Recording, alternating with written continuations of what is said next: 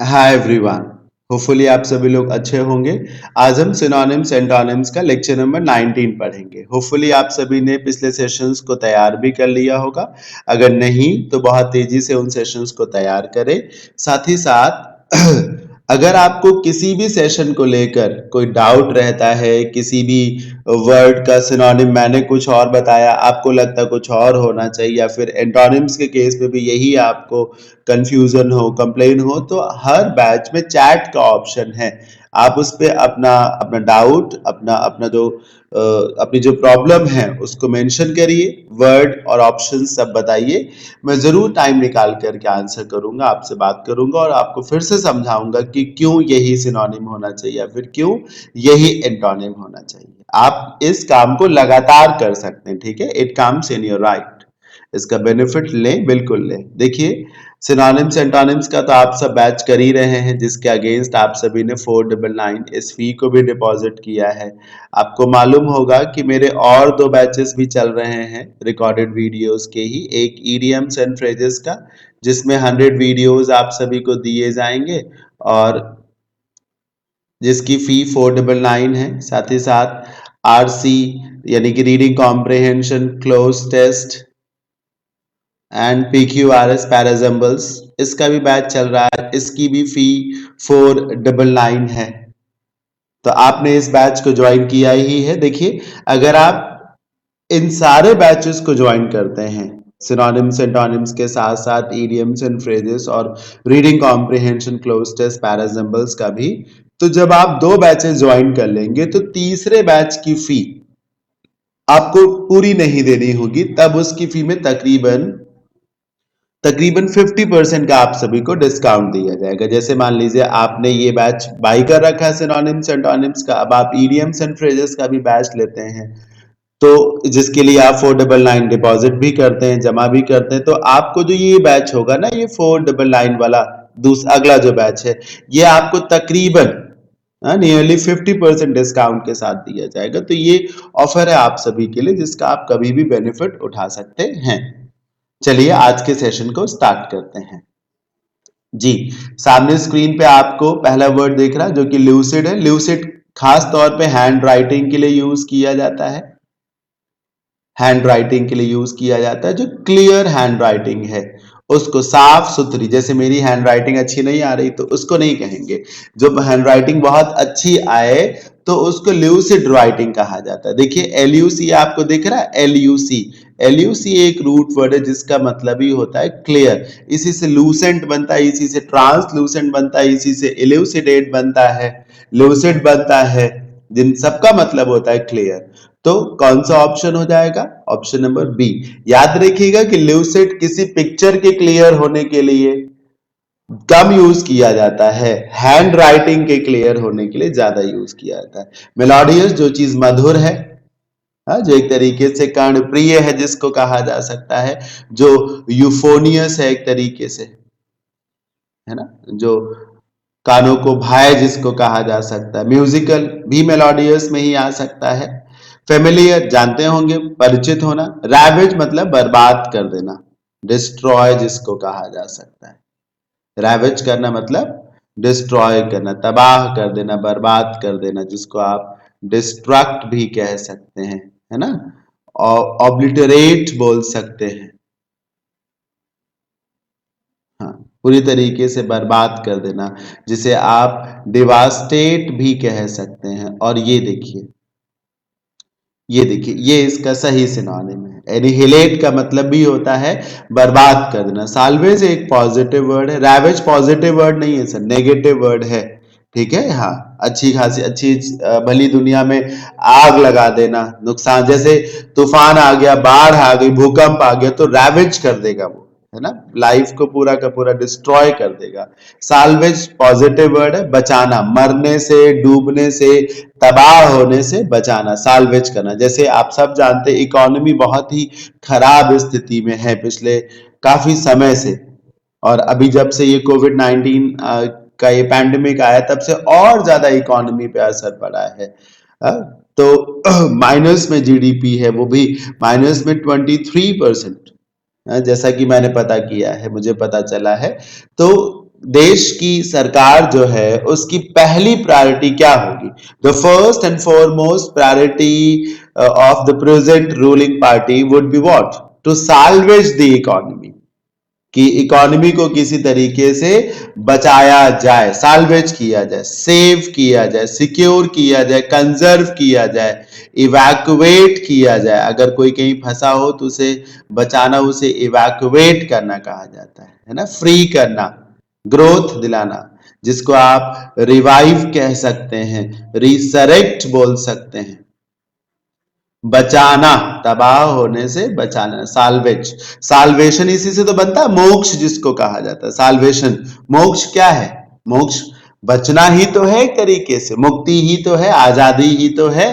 Conquer करना मतलब जीतना जिसको कहा जा सकता है, विन ओवर, हरा देना किसी को, डिफीट, है ना, किसी को हरा देना, to beat somebody in a game. Rebuff खंडन करना, डिनाई करना, रिजेक्ट कर देना, एब्ज्योर कर देना, रिबफ करना, डिनाई करना, तिरस्कार कर देना जिसको कहा जा सकता है ना, जिसको आप फ्रेज में देखा जाए तो टर्न डाउन भी कह सकते हैं। क्या कह सकते हैं? Turn down.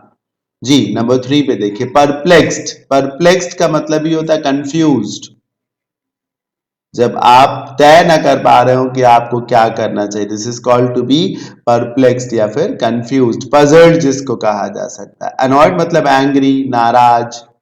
डिसअपॉइंटेड मतलब निराश जिसको कहा जा सकता है, जिसे आप डिसमेड बोल सकते हैं, है ना, होपलेस बोल सकते हैं।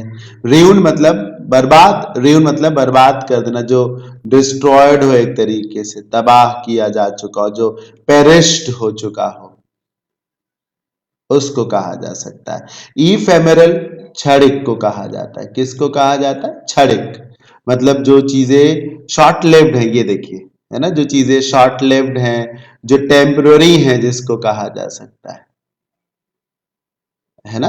हाँ, ट्रांजिटरी है, जो अभी ऐसी है, कुछ देर बाद किसी और रंग रूप की हो जाएंगी। इफेमेरल होने का यही मतलब है, क्षणिक होना, ट्रांजिटरी होना, मोमेंट्री होना, जो चीजें लॉन्ग लास्टिंग ना हो उनको कहा जाता है। शॉर्ट लिव्ड इसका आंसर हो जाएगा। डिस्टर्बिंग, जो चीजें डिस्टर्ब करे। एरोमेटिक, एरोमा से बना, एरोमा मतलब गंध, खास तौर पे जो सुगंध। एरोमेटिक कंपाउंड्स पढ़े होंगे आपने केमिस्ट्री में, एलिफैटिक कंपाउंड्स, एरोमेटिक कंपाउंड्स, जिनमें खुशबू हो उनको एरोमेटिक कहा जाता है।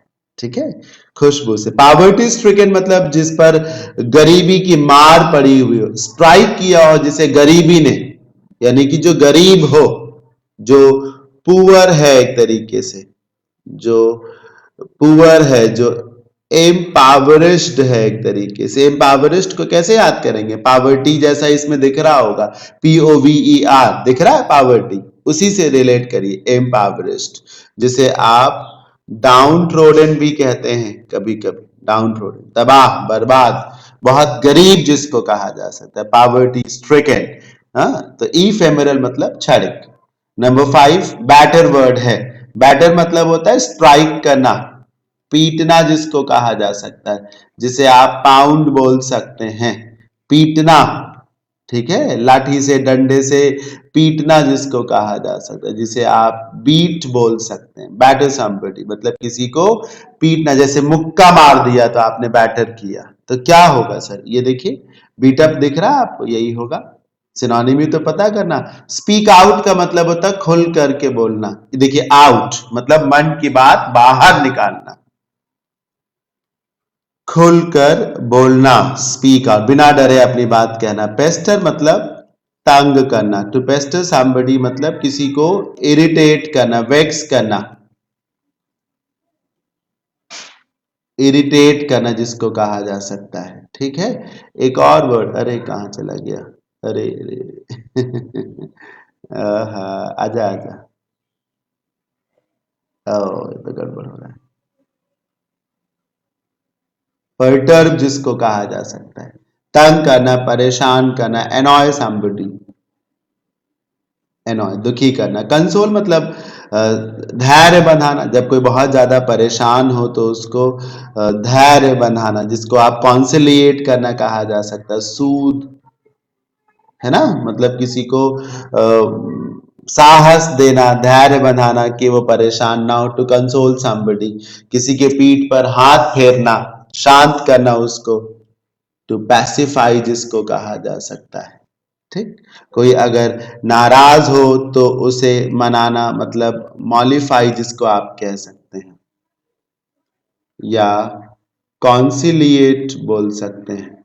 ठीक, कॉन्सिलेटरी अवार्ड होता है जो विनर्स के अलावा जो रनर अप्स को दिया जाता है, वो कॉन्सिलेटरी प्राइज होता है, ताकि उन्हें ना लगे, वो रोने ना लगे या दुखी ना हो या बहुत ज्यादा गुस्से में ना आए, तो वो कॉन्सिलेटरी ट्रॉफी होती है, विनर के अलावा जो लूजर को दी जाती है या लूजर्स को दी जाती है। तो बैटर मतलब पीटना, इम्पीड अवरोध उत्पन्न करना, इम्पीड करना मतलब ऑब्स्ट्रक्ट करना, अवरोध उत्पन्न करना, हिंडर करना, ठीक, रोकना, अपोज करना जिसको कहा जा सकता है। कैसे, ये देखिए पीईडी आपको दिख रहा है, पीईडी मतलब चलना, मूव करना, पीईडी का फुट से संबंध है, पैर से, पैर का क्या काम होता है, चलना, पेडल इसी से बनता है, पेडेस्टल इसी से बनता है, समझ रहे हैं ना।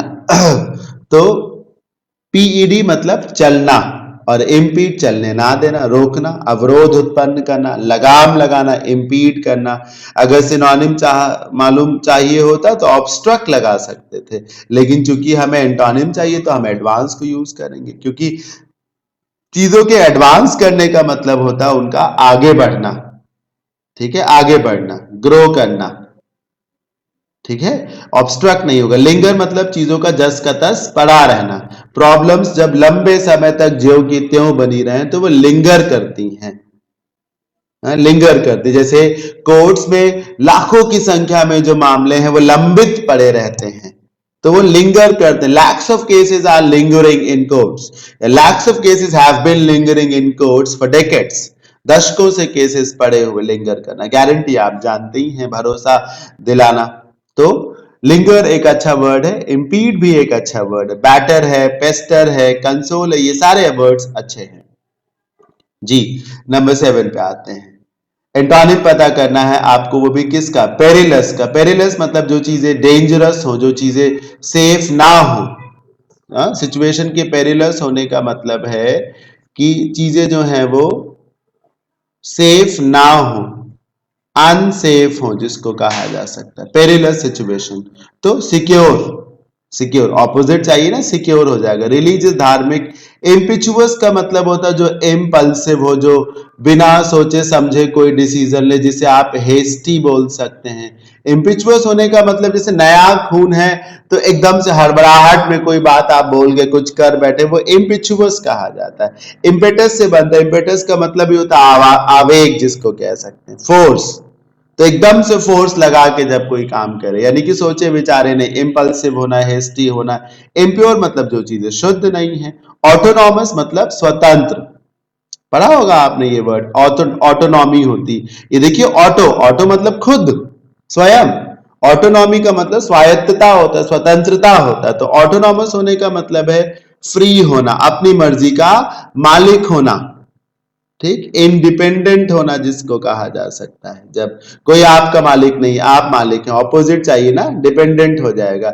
इम्यून का मतलब होता है सेफ, सिक्योर, जिस पर कोई खतरा नहीं। इसी से तो इम्यूनिटी बनता है। अगर आपकी इम्यूनिटी स्ट्रांग है तो आपको बीमारी का खतरा है नहीं, सेफ्टी है आपको। इम्यूनिटी मतलब सेफ्टी है, फ्रीडम है। तो इम्यून होना, सेफ होना, सिक्योर होना, फ्री होना जिसको कहा जाता है। कभी कभी इम्यून के साथ प्रेपोजिशन पूछ लिया जाता है, तो याद रखिए प्रेपोजिशन टू होना चाहिए। ऑटोमेटेड का मतलब होता है जो स्वतः संचालित हो, ये नहीं कि जो स्वतंत्र हैं, जो अपने आप चलेंगे, जो ऑटोमेटिक हैं। हार्मोनियस का मतलब जब चीजें बहुत मधुर हो, मेलोडियस हो, है ना। नंबर 9, डिसेटफुल, धोखा, धोखेबाज। डिसीव से बनता है, जो चीट है उसको डिसेटफुल बोलते हैं। जो फ्रॉडुलेंट है उसको कहा जाता है, जो धोखेबाज है उसको डिसेटफुल बोला जाता है। जिसकी बात पर भरोसा नहीं कर सकते, जो ट्रस्टवर्दी नहीं है, जो धोखेबाज है, ये देखिए अप राइट हो जाएगा। जो धोखा नहीं देगा, जो ईमान का अपना पक्का होगा, राइट सही, अप राइट और सही, है ना। सिंसियर नहीं होगा। सिंसियर तो तब हुआ जब मीनिंग होता बेवकूफ, तो उसका ऑपोजिट होता समझदार। मर्सीफुल जो दयावान है, जो दयावान है वो सिंपैथेटिक हो सकता है, वो कंपैशनेट हो सकता है। विशियस पर्सन या विशियस इंटेंशन होती, गंदी, गलत, जिसे आप मैलिशियस कह सकते हैं, ठीक है।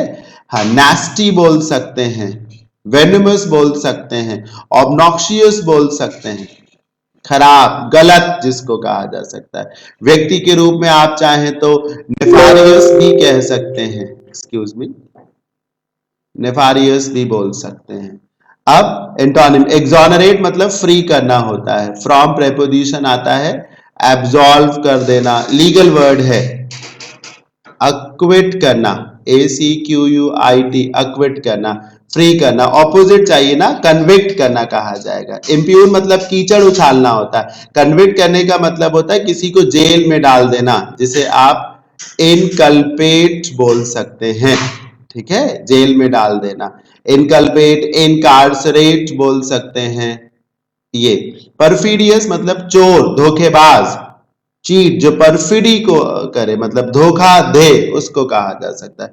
इम्प्यून मतलब किसी पर कीचड़ उछालना, अलीज करना, मलिन करना, इस तरीके से। चलिए, इस सेशन में इतना ही। होपफुली आपको अच्छा लगा होगा। Thank you so much, bye bye, take care, have a good day.